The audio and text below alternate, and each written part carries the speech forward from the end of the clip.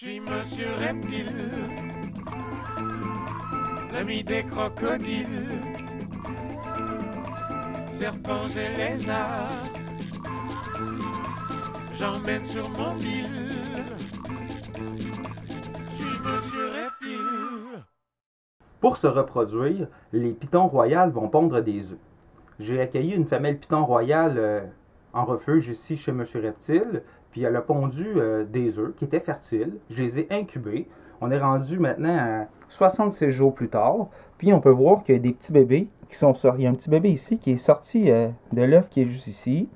Il y avait un quatrième œuf, mais l'œuf il a présenté des signes là, de non-viabilité. J'ai donc dû procéder à une intervention pour constater que le jeune était mort à l'intérieur de l'œuf.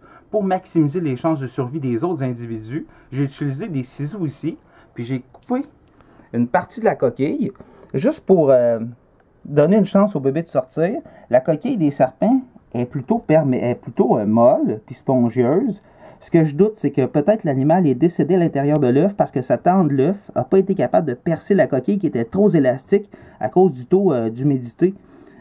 Mais ici, quand on coupe, on est capable de voir les vaisseaux sanguins ici. Il y a un petit bébé à l'intérieur de l'œuf. Puis si je vais lui toucher, pas avec les ciseaux, ça va faire mal. Avec mon doigt, hein, Coco? On voit qu'il va bouger. Bon, mon petit chéri, on va te laisser sortir. Probablement qu'il va sortir dans une période d'environ 48 à 72 heures. Le premier qui est sorti ici, on va aller l'observer de plus près. C'est un petit bébé piton royal naissant.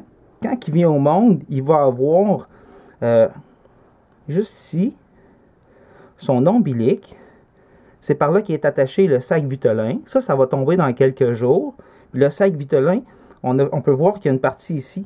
Là, la vermiculite a adhéré après. Mais ça, c'est des réserves d'énergie que le petit serpent va absorber. Hey, tu montes ta tête, Coco! Les pitons royales, quand ils ont peur, on les appelle aussi les ball pythons parce qu'ils font une boule. Puis ils vont cacher leur tête au milieu. C'est que là, ici, on voit un petit serpent qui est effrayé parce que c'est la première fois qu'il voit un humain. Les pitons royales sont vraiment gentils. À force de le manipuler puis de nous côtoyer, ben, il va comprendre qu'on est des amis, qu'on est là pour l'aimer.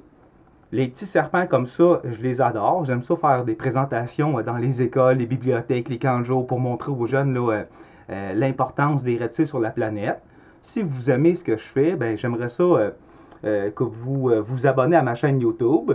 Puis vous pouvez aussi me suivre sur Facebook, sur Monsieur Reptile.